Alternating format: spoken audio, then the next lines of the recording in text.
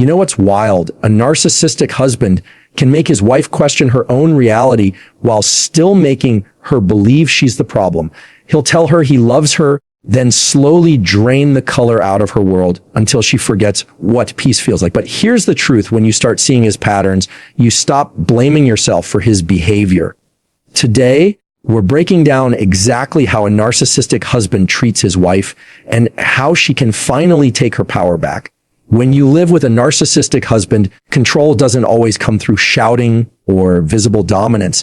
It often comes quietly through confusion. He doesn't need to scream to make you doubt yourself. He just needs to twist the truth enough times that you start second guessing your own memory. One day, he says something that hurts you deeply. The next day, when you bring it up, he smiles and says, "That never happened."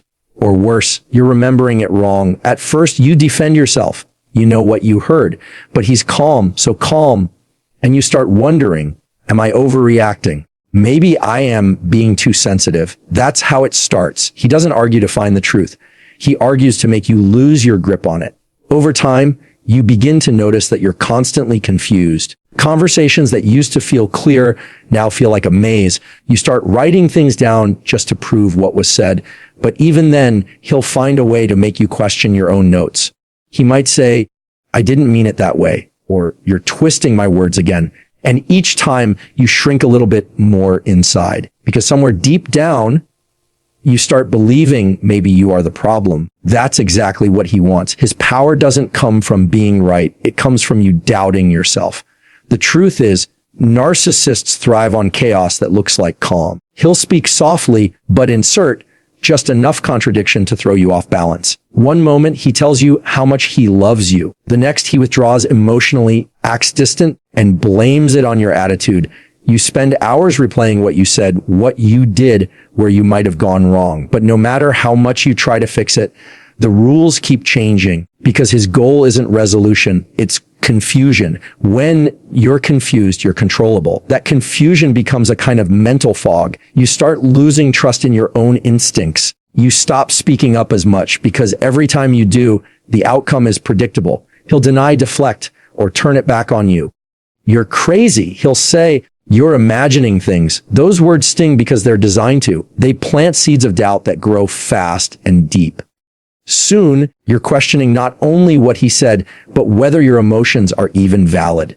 You start silencing yourself before he ever needs to, and that's when he's won, because you've begun doing his job for him. Here's the hardest part to accept. He doesn't see your confusion as pain. He sees it as proof that his tactics are working. The more uncertain you become, the more secure he feels. And because you love him, you try harder. You think, maybe if I explain myself better, maybe if I stay calmer, maybe if I love him through it, he'll understand. But you're not dealing with misunderstanding, you're dealing with manipulation. And it's subtle, so subtle that people on the outside rarely see it. To them, he might seem charming, attentive, even selfless. They see the version he wants them to see. Behind closed doors, though, you see the real him, the version that questions your tone, rewrites history, and punishes you with silence until you apologize for things you didn't even do. That's the part that breaks you the most. Because no matter how much you love him, you start realizing he doesn't play fair. That's what makes this kind of control so dangerous. It hides behind reason. He won't explode in anger every time. Sometimes he'll just sigh and say, "I can't talk to you when you're like this." He walks away calmly, leaving you feeling like the unstable one. And that emotional imbalance is how he keeps control. Every moment of doubt, every apology you make for something you didn't do, it feeds his ego and chips away at your clarity. But here's the truth: he doesn't want you to know. Your confusion isn't a reflection of your weakness. It's evidence of his manipulation. You're not forgetful. You're not dramatic. You're not broken. You're reacting exactly how anyone would when constantly told their feelings don't match reality. Once you see that, something inside you shifts. You begin to step out of the fog. You start noticing the patterns. You stop defending yourself in circles that go nowhere. And when that clarity hits, even for a second, it's powerful. Because clarity is what he fears most. Confusion is his weapon, but awareness is yours. Once you begin to see his games for what they are, you take back the one thing he's been trying to steal all along, your sense of reality. And once you reclaim that, control starts to fall apart. At first, a narcissistic husband doesn't look like a manipulator. He looks like a dream. He knows exactly what to say, exactly when to say it. The compliments flow easily. The attention feels intense, and the connection seems almost magical. He studies you, learns your favorite things, mirrors your interests, and makes you feel seen in ways no one ever has. You think, finally, someone who truly understands me, die. And for a while, it's real, or at least it feels that way. What you don't realize in the beginning is that his affection isn't love, it's bait. The early phase is intoxicating. He'll send long messages, surprise you with small gifts, or talk about a future that feels too good to be true. And that's because it is. He's not building a relationship, he's building dependency.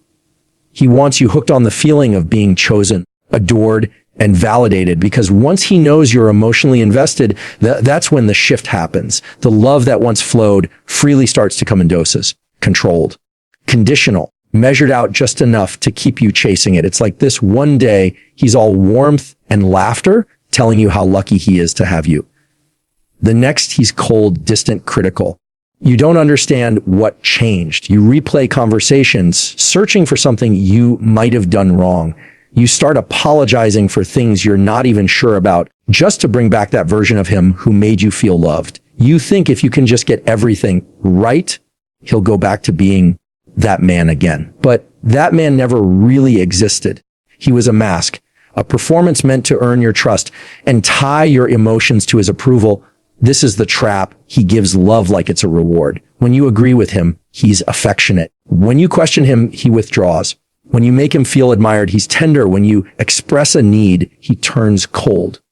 Slowly, your mind starts connecting love with compliance. You start bending yourself to fit his comfort, walking on eggshells to avoid losing that affection again. The problem is, love that depends on obedience isn't love, it's control. He'll tell you things like, "You're so beautiful when you listen to me," or "I just need you to be more understanding." Phrases that sound caring, but carry a message underneath. You only deserve love when you make me comfortable. And because you love him, you start trying harder, talking softer, asking less, shrinking yourself just a little more every day. He trains you to earn the very thing that should have been freely given. And here's what makes it even more cruel. When he senses that you're pulling away, that you're getting tired of the push and pull, he'll flip the switch. Suddenly, the affection returns.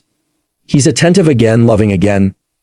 He might plan a date night, surprise you with flowers, or tell you he's been reflecting and wants to do better. In that moment, you feel relief. You think maybe he's finally seeing it. Maybe he does care. But the truth is, he's not loving you. He's reeling you back in. He's giving you just enough to remind you what it felt like before. So you'll stay. That cycle. Love, withdrawal, love again is how he keeps you emotionally tied. It's unpredictable. And that unpredictability creates addiction. Your brain starts chasing the highs, the moments when he's kind, and minimizing the lows, because you desperately want to believe in the good. You find yourself defending him to others, saying things like, "He's not always like this," or "You don't know him like I do." That's not weakness, that's trauma bonding. When someone gives you love and takes it away repeatedly, your nervous system learns to live in survival mode. You're not addicted to him. You're addicted to the hope that the version of him you first met will come back. But it's never about love for him. It's about control. He wants to see how much of yourself you're willing to give up just to earn his approval. And every time you do, it feeds his ego. He doesn't need your love. He needs your submission. He doesn't need your affection. He needs your dependency. The cruel irony is that while you're trying to hold the relationship together, he's measuring how tightly he's holding you. What makes breaking free so hard is that you remember those good moments. You remember how it felt when he looked at you like you were everything. And that memory keeps you holding on, hoping maybe that version of him still exists somewhere underneath.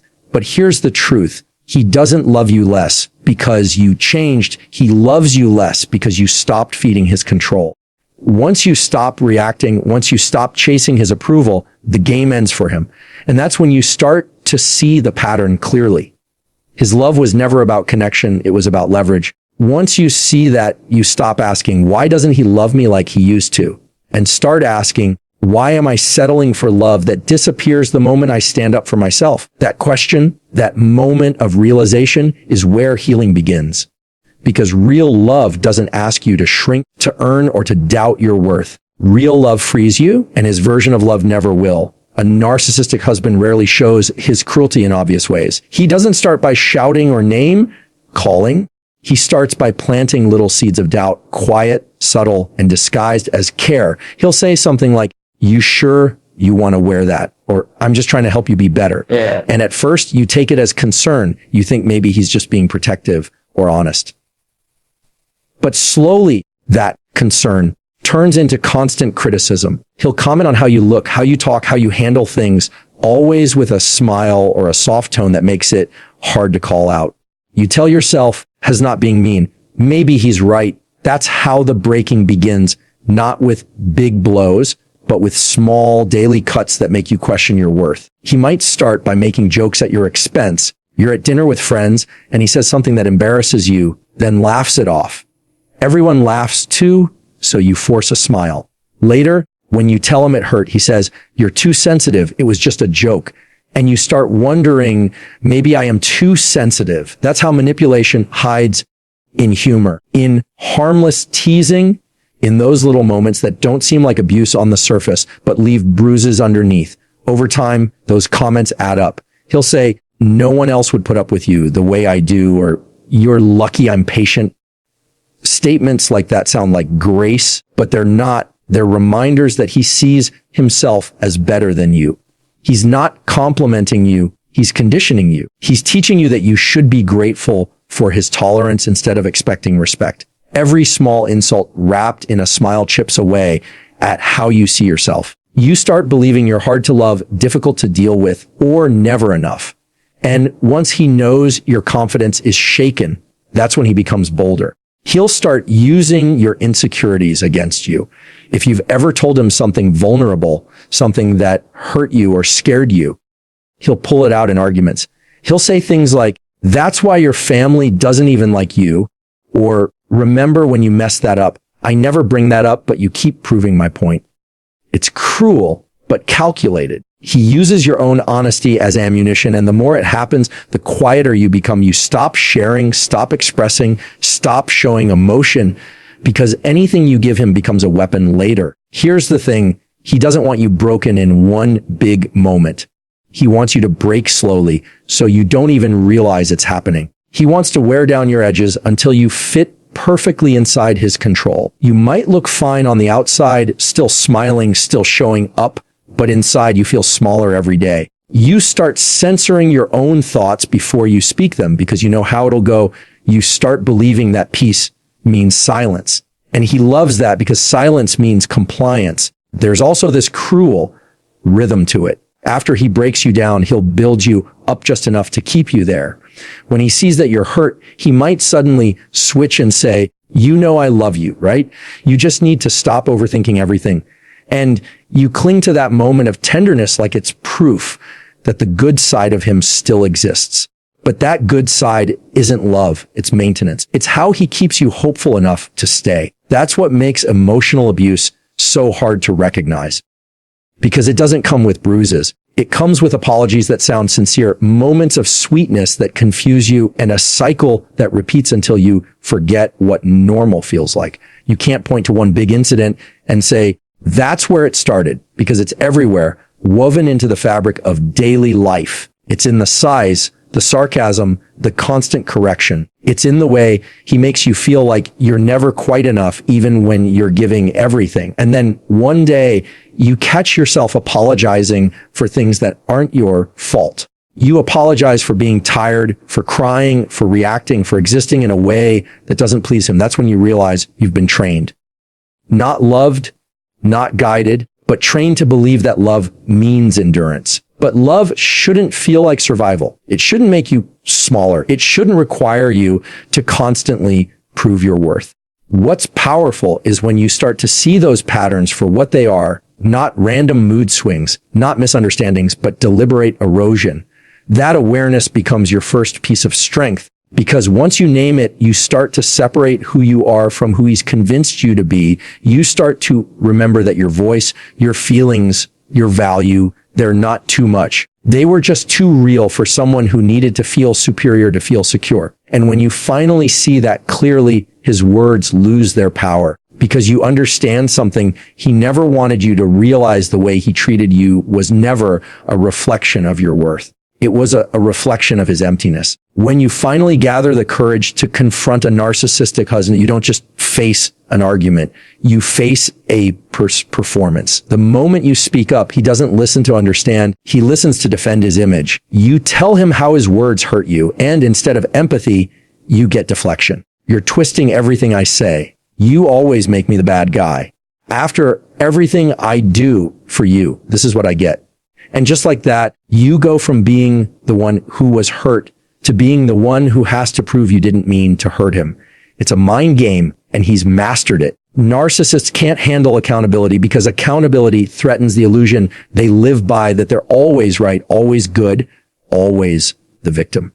So when you confront him, he doesn't see it as a chance to fix something. He sees it as an attack on his identity. That's why he flips it. He'll bring up your past mistakes, things you've already apologized for, or even things that never happened just to shift the spotlight away from himself. Suddenly, you're on the defensive, explaining, clarifying, trying to calm things down. You walked in with valid pain, and now you're walking out feeling guilty for even speaking up. He'll say things like, "You're overreacting," or "You always find something to complain about." Sometimes he won't even argue. He'll go silent. That silence isn't peace, it's punishment. He knows that his withdrawal hurts you more than words ever could. He knows you'll try to fix it, apologize first, break the tension. And when you do, he wins. Because every time you reach out after standing up for yourself, you teach him that guilt works. He's not after reconciliation. He's after control of the narrative. He wants to rewrite the story so that he's the misunderstood one, the exhausted one, the man who's trying his best, while you're the impossible one. And he plays that part perfectly. Sometimes he'll even cry. He'll say, "I can't do anything right with you," or "You never appreciate what I do." And your heart breaks because you remember the good moments, the